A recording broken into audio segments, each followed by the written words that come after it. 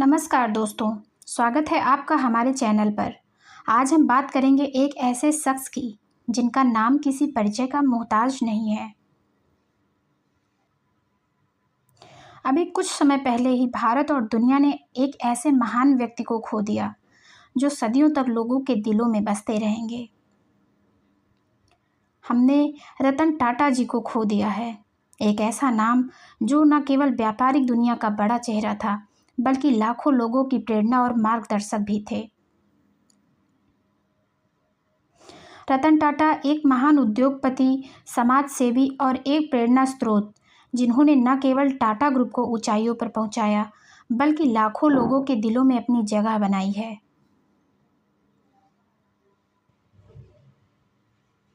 आज हम उस शख्सियत की बात करेंगे जिसने अपने जीवन में न केवल भारतीय उद्योग को नई ऊंचाइयों पर पहुंचाया बल्कि अपनी सादगी, विनम्रता और समाज सेवा के लिए भी लोगों के दिलों में हमेशा के लिए जगह बना ली है।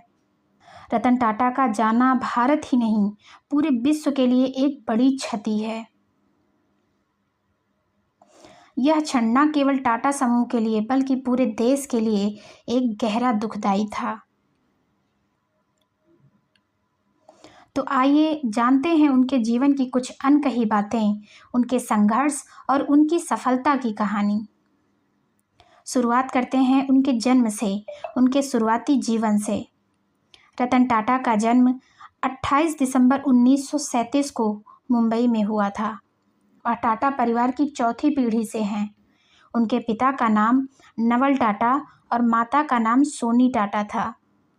हालांकि जब रतन टाटा मात्र 10 साल के थे, उनके माता पिता का ऐसा विवाद हुआ कि बात तलाक तक पहुंच गई और उनका तलाक हो गया, जिससे उनका बचपन उतना आसान नहीं रहा। लेकिन उनके दादा JRD टाटा, जो उस समय टाटा समूह के प्रमुख थे, उन्होंने हमेशा प्रोत्साहित किया। अपने शुरुआती जीवन में कठिनाइयों का सामना करने के बावजूद उन्होंने खुद को दुनिया के सबसे प्रभावशाली और सफल व्यक्तियों में शामिल किया। एक साधारण जीवन जीने वाले रतन टाटा ने अपने कार्यों से यह साबित किया कि सादगी में भी महानता होती है। उनके नेतृत्व में टाटा समूह ने भारत और अंतर्राष्ट्रीय स्तर पर ऊंचाई हासिल की। कहते हैं रतन टाटा का लालन पालन उनकी दादी ने किया था। उनके माता पिता के अलगाव ने उनके बचपन को कठिनाइयों से भर दिया था, लेकिन उन्होंने कभी हार नहीं मानी। अपने दादा JRD के मार्गदर्शन में उन्होंने जीवन में ऊंचाइयों को छूने की तैयारी की। विदेशी शिक्षा प्राप्त करने के बाद भी उन्होंने भारत में काम करने का फैसला किया और टाटा समूह की बागडोर संभालकर उन्हें दुनिया के सबसे प्रतिष्ठित उद्योग समूहों में से एक बना दिया। रतन टाटा का बचपन भले ही कठिनाइयों से भरा था, लेकिन उन्होंने हमेशा अपने जीवन के हर चरण में धैर्य और साहस दिखाया। टाटा स्टील के 100 फ्लोर से शुरुआत करने वाले रतन टाटा ने 1991 में टाटा समूह की बागडोर संभाली और कंपनी को एक नई ऊंचाई तक पहुंचाया। उनकी सबसे बड़ी उपलब्धियों में से एक थी टाटा नैनो का निर्माण, जिसे उन्होंने भारतीय आम आदमी के लिए सस्ती कार के रूप में पेश किया। रतन टाटा ने अपनी प्रारंभिक शिक्षा कैथेड्रल और जॉन कॉनन स्कूल से पूरी की। उसके बाद उन्होंने कॉर्नेल यूनिवर्सिटी से आर्किटेक्चर की डिग्री ली और फिर हार्वर्ड बिजनेस स्कूल से एडवांस्ड मैनेजमेंट प्रोग्राम पूरा किया। विदेशी शिक्षा के बावजूद उन्होंने भारत लौटकर अपने देश में काम करने का निर्णय लिया। लेकिन टाटा ग्रुप में शामिल होने के बाद उन्हें शुरुआत में बहुत संघर्ष करना पड़ा। जब उन्होंने टाटा स्टील के 100 फ्लोर से काम शुरू किया, तब वहां पर उन्हें मैनुअल श्रम भी करना पड़ता था। रतन टाटा ने टाटा ग्रुप को नई ऊंचाइयों पर पहुंचाया। उनकी सोच हमेशा बड़ी और दूरदर्शी रही। वह हमेशा उन परियोजनाओं पर काम करते थे जो आम आदमी के जीवन को बेहतर बना सके। उनकी सफलता की कहानियां आज भी हर युवा उद्यमी के लिए प्रेरणा का स्रोत है। रतन टाटा का नेतृत्व भारतीय कॉरपोरेट जगत के लिए एक सुनहरा दौर था। उन्होंने न केवल टाटा समूह को वैश्विक पहचान दिलाई बल्कि Tata steel, Tata Motors, Tata consultancy services जैसी कंपनियों को नई ऊंचाइयों पर पहुंचाया। उनकी सबसे बड़ी उपलब्धियों में से एक थी जैगुआर और लैंड रोवर जैसे ब्रांड्स का अधिग्रहण, जिससे भारतीय उद्योग को वैश्विक मंच पर नई पहचान मिली। टाटा समूह के अधीन उन्होंने टेटली, जैगुआर, लैंड रोवर और कोरस जैसे बड़े अधिग्रहण किए और कंपनी को अंतर्राष्ट्रीय स्तर पर पहचान दिलाई। लेकिन रतन टाटा सिर्फ एक बिजनेस टाइकून नहीं थे, वह एक दयालु और उदार हृदय वाले व्यक्ति थे जिन्होंने अपनी संपत्ति का बड़ा हिस्सा समाज सेवा के लिए दान कर दिया। उन्होंने शिक्षा, स्वास्थ्य और ग्रामीण विकास के क्षेत्रों में अपार योगदान दिया। टाटा ट्रस्ट के माध्यम से उन्होंने हजारों लोगों के जीवन में सुधार किया। उनके जाने से न केवल व्यापार जगत को बल्कि समाज सेवा के क्षेत्र को भी एक अपूरणीय क्षति हुई है। रतन टाटा का सपना था कि भारत के हर परिवार के पास एक कार हो, और इसी सोच का नतीजा था टाटा नैनो, दुनिया की सबसे सस्ती कार। उनकी यह सोच सिर्फ उद्योग तक सीमित नहीं थी, बल्कि वह आम आदमी की जिंदगी को बेहतर बनाने के लिए हमेशा समर्पित रहे।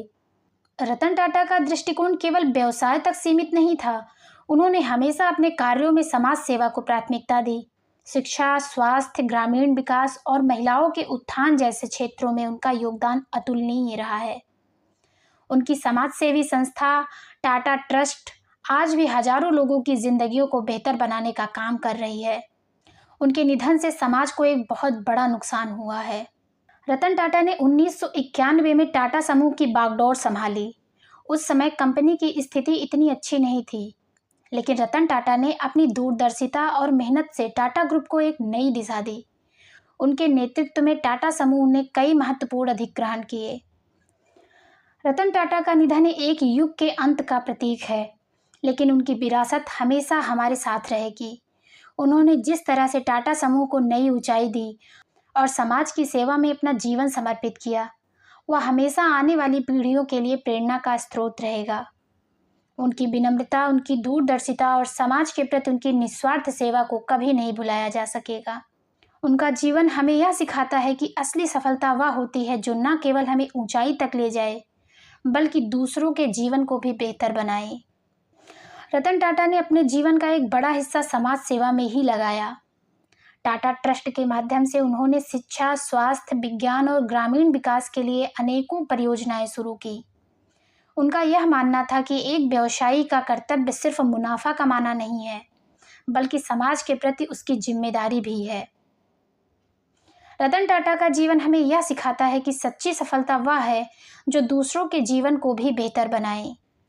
रतन टाटा ने भले ही आज इस दुनिया को अलविदा कहा हो, उन्होंने न केवल एक सफल व्यापारिक साम्राज्य खड़ा किया, बल्कि अपने नैतिक मूल्यों और उदारता से लोगों के दिलों पर राज किया।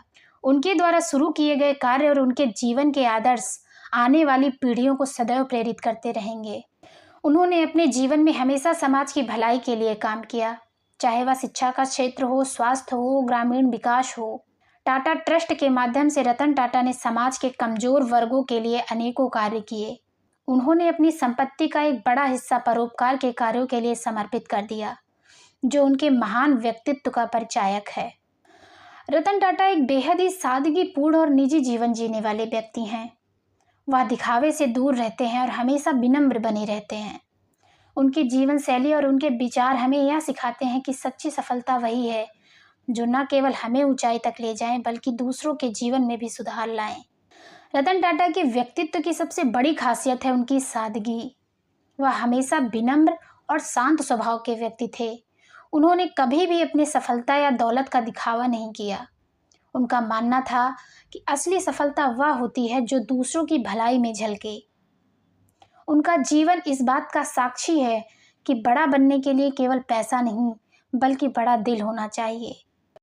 रतन टाटा के जाने से जो खालीपन आया है, उसे कोई नहीं भर सकता, लेकिन उनकी यादें, उनकी सीख और उनकी प्रेरणादायक जीवन यात्रा हमेशा हमारे दिलों में जीवित रहेंगी। हम सभी उन्हें सत सत नमन करते हैं और उनकी आत्मा की शांति के लिए प्रार्थना करते हैं। यदि आप भी रतन टाटा को एक सच्ची श्रद्धांजलि देना चाहते हैं, तो इस वीडियो को शेयर करें और उनकी विरासत को आने वाली पीढ़ियों तक जरूर पहुंचाएं। उनकी याद में हम सब मिलकर एक बेहतर समाज बनाने की कोशिश करें, वही समाज जिसे रतन टाटा ने अपने पूरे जीवन में सपने के रूप में देखा था। ऐसी और भी प्रेरणादायक जीवन यात्राएं देखने के लिए हमारे चैनल को सब्सक्राइब कर लें, वीडियो को लाइक कर दें। धन्यवाद।